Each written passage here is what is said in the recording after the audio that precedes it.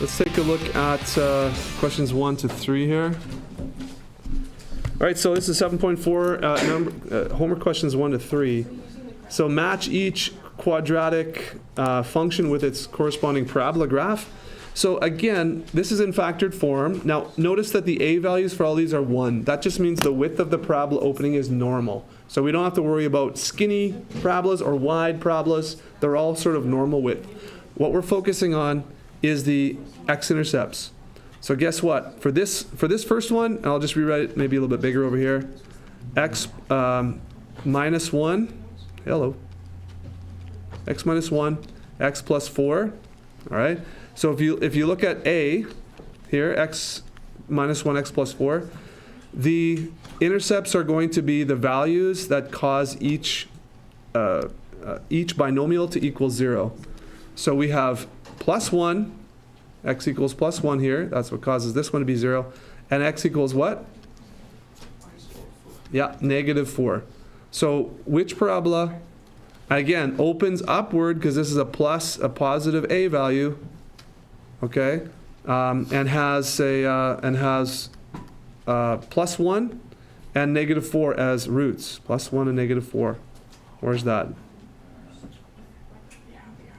About right here. Number 3. What about what? What about the first one? Okay. How do you know if it opens down? Okay, well, first of all, this is negative 1 and positive 4 for roots. We're looking for positive 1 and negative 4. So it's like, it's these ones, or it could be this one. So because if you were to expand this out, the x times x, that's a positive x squared, right? So that's a positive a value, so it's got to open upward. So this one's going to be 3. And also, Yep. why did the sign change? Why does what sign change? The a value? I'll show you. Like, Oh, why does the sign change in here? yeah. Because remember, we're looking for the x value that makes this factor equal to 0.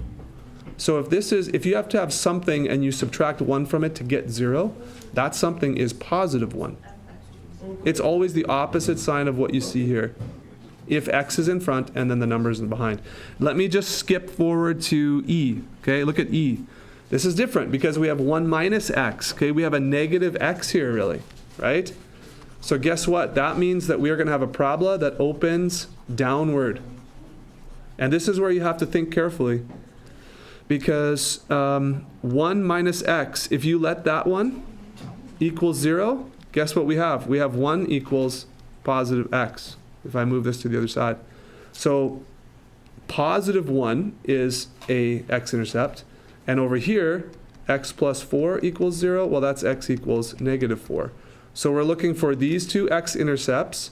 And we have a negative value on the x, so that's going to be opening down.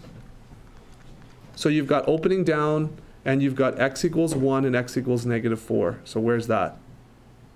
Opens down, x equals 1, x equals negative 4.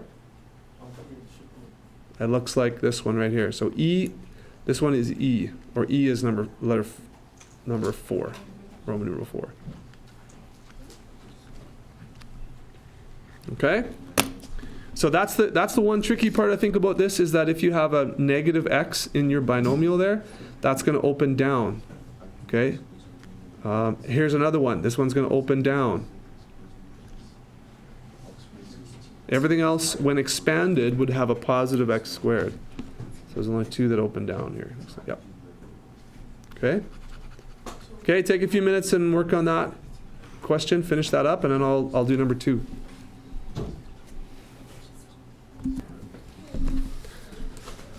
Okay, so those should be your solutions for number 1. Anybody have any questions about that or disagreements? Clarification needed? Anybody? Looks good? Okay, you ready to go to number 2? Yes, sir. Okay, let's take a look at number 2. See what number 2 says. Whoa. Where's number 2? There it is. Okay, number 2 says this. For each quadratic function below, and I will do A for you for sure, and you guys can do B and C. For each quadratic function below, determine the x-intercepts of the graph. That should be pretty easy because this is in factored form. Determine the y-intercept of the graph. We will have to do some expanding to get into standard form to probably see that. Determine the equation of the axis of symmetry. That's the average of the intercepts. Determine the coordinates of the vertex. Okay, we can take the axis of symmetry, plug that x value in, get the y, and sketch the graph. So let me do A with you. So Roman numeral 1, determine the x-intercepts. Well, because this is in factored form, the x-intercepts are going to be -4, 0, and I would like you to put these in point form, not x equals, please. This is just good habit because this is going to be important as you move through calculus and stuff. So -4, 0 is the x-intercept point. That's the point value. And also the x value of +2, so it's going to be 2, 0 are going to be the x-intercept. So please put those in point form. Get used to doing that. All right. Now, 2, so A2, determine the y-intercept. Okay, we could expand this whole thing out and do the multiplication, or what you could realize is that the constant term in the standard form is all you're interested in for the y-intercept. And so that would mean I can just skip all the way to the L part of the FOIL method and just multiply these two. 4 times -2 is -8. So the constant is -8. That means that we have a y-intercept of 0, -8. And please put this in point, like coordinate form as well. So 0, -8. Does everybody get that?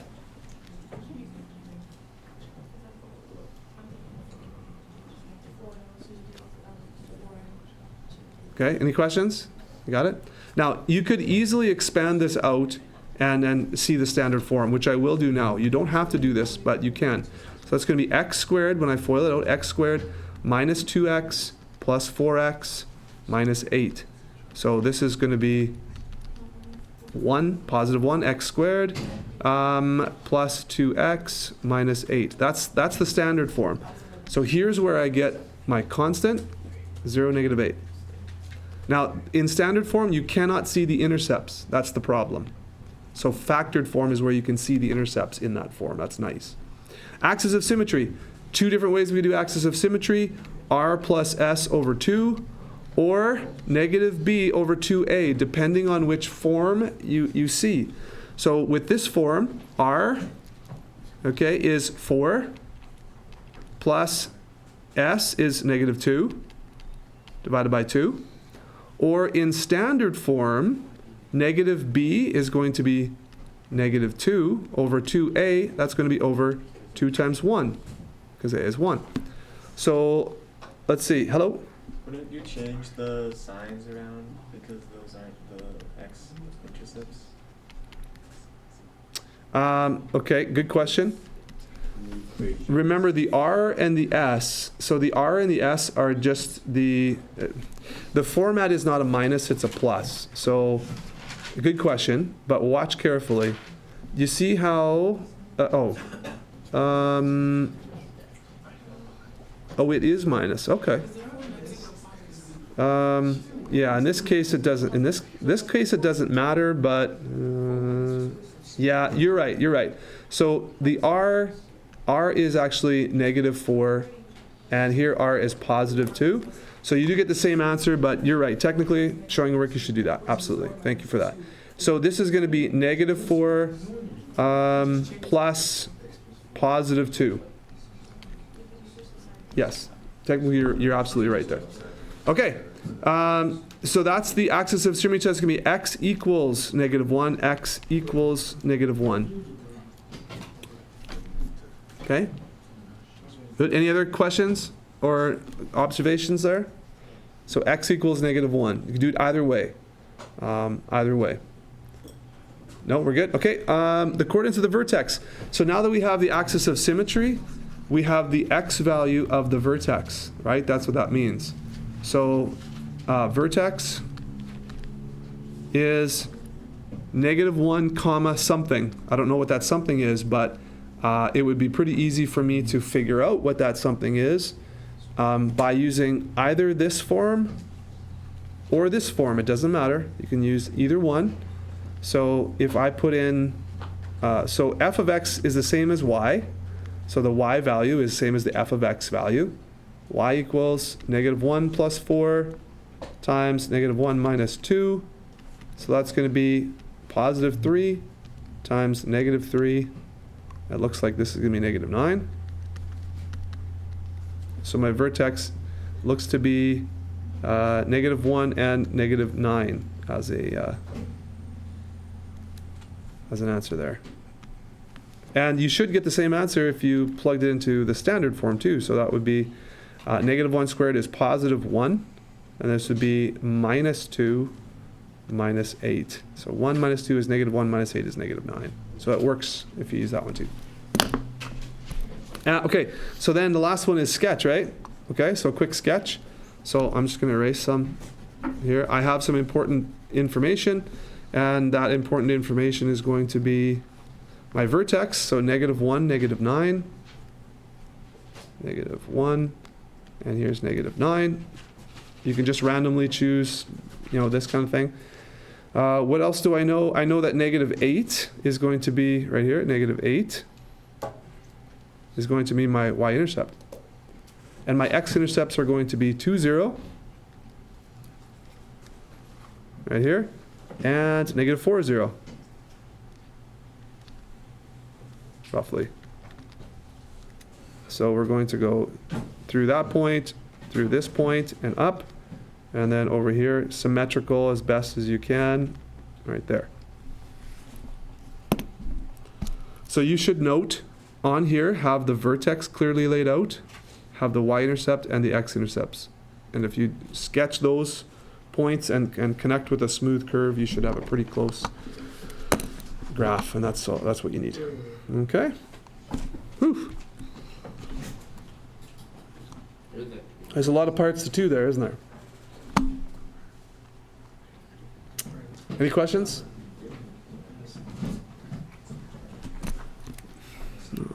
Symmetry. So here's 3. Of course, the vertex, here's 4. And here's 5. Okay, good? Good on that one? Okay. Other ones, just do everything similar. You do have an A value for some of these. And just a quick note. Do you guys know what B? So if you look at B, this looks different, doesn't it? What are the x-intercepts here? Just looking at B. What are the x-intercepts? One is obviously +3, right? 3, 0. +3. What's the other one? 0. Yeah. So we have an x-intercept of 0 here coming from this factor. Okay, so don't let that fool you. That's 2x. It's 2x. So this is one factor, and this is another factor. That's where your x-intercepts come from. 0 and +3 are your 2 x-intercepts. Okay? All right, just to finish this off, let's skip to 3. Let me just talk to you a little bit about 3, and this is where I'll end my part for today, so I'll do this one with you. A quadratic function has an equation that can be written in the form of f of x equals a times x minus r times x minus s. The graph of the function has x-intercepts of -2 and 4, and pass through this point. Write the equation of the quadratic function. Okay? So, first thing we can do is take the x-intercepts values. This would be r, and this would be s, and we'll plug those in. So f of x equals, I'll leave a for now, x minus -2 times x minus +4.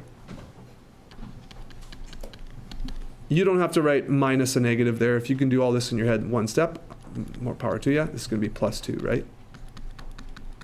Just to show you where all that comes from.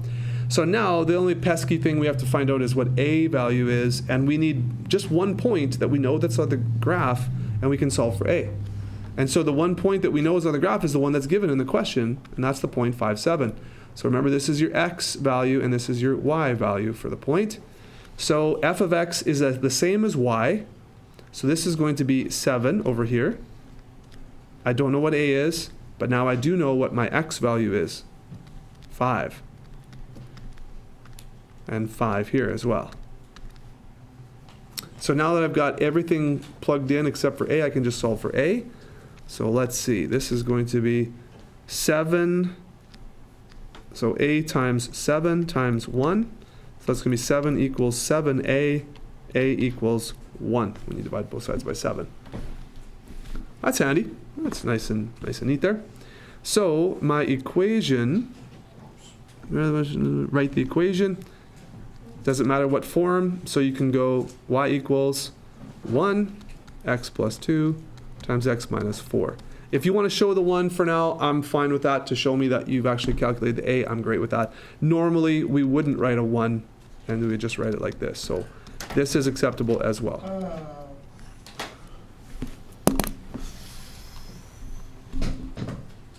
Okay, any questions? Yes, no? No good? Everybody's pretty quiet? Okay. All right, so that's the first 3 questions that I've given you a hand with. The rest of your assignment you'll find on mrmathwell.com, of course, right here, 1 to 4, 8, and 11. And if you want to watch the videos, and these homework questions will be up here soon, right around in this area. Mr. Mark, Hello? I have a question. Yeah. So you said factored form is when you have like Well, no, the f of x is the same as y. So f of x equals or y equals are the exact same. so then what is standard?